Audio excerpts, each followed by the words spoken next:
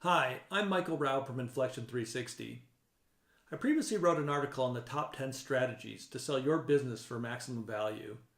In this video, I want to cover 5 of those strategies, and then I'll have a subsequent video where you can view the other 5 strategies that, when combined, are really critical items for any small and medium-sized business owner to prepare properly for sale of their business and to get max value.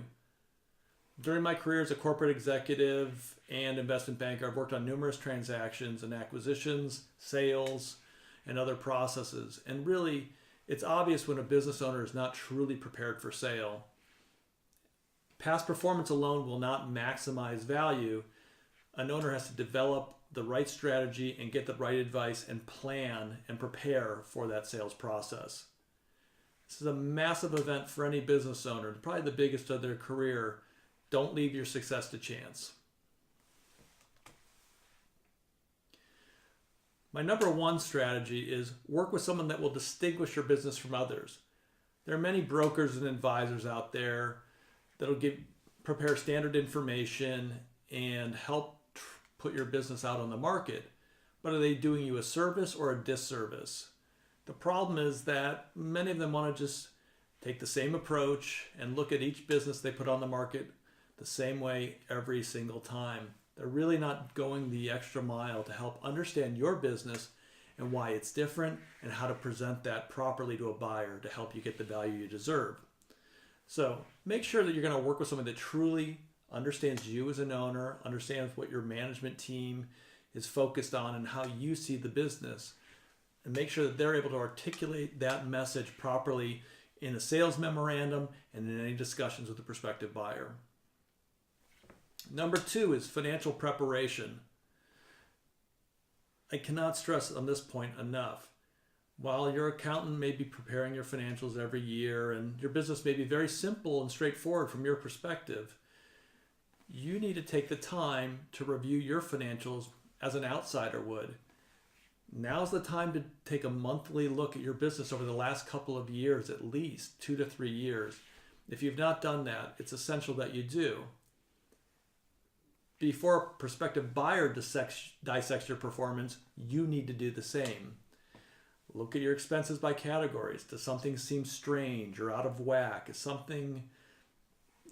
Would it cause a question for you as the owner if you look at performance on a given expense category? If you don't have an answer to a question that arises out of your financial statements, now's the time to ask. Get your accountant involved. Get the bookkeeper involved. There could be simple things that make your financial performance look very different than reality. Sometimes it's something's just been miscategorized, and that throws all of your financials off when you're looking at them on a monthly basis. But you need to understand this before a buyer asks the questions. Number 3, your business metrics. What are the factors that drive your business?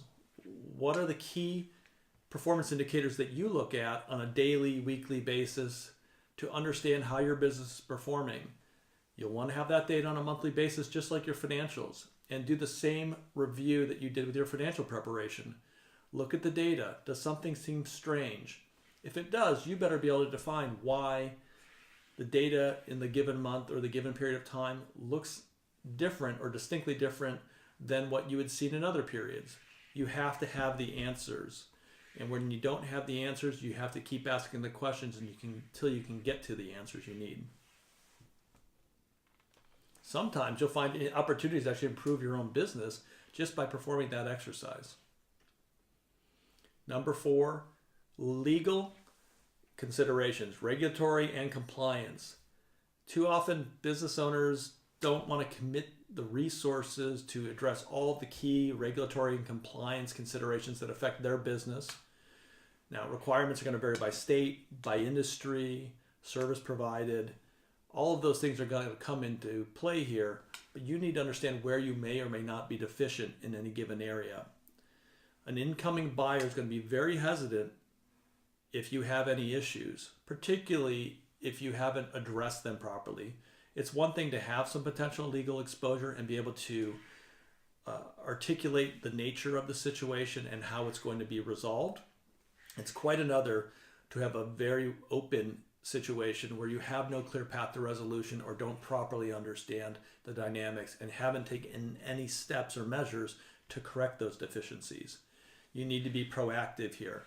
You're going to scare off a buyer or at a minimum impact your purchase price. Number 5 is identify personal and non-recurring expenses. This goes back to your financial preparation, so when you've done that work, it's all being laid out for you.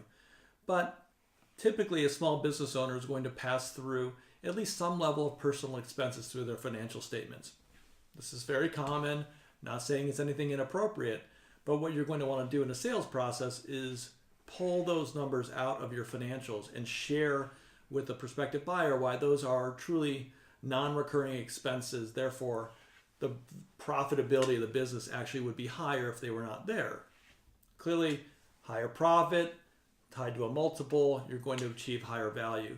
But work through those carefully with your accountant if you need to make sure you're able to properly document and explain any of those types of expenses that will help get you additional credit on your financials and help boost the sale.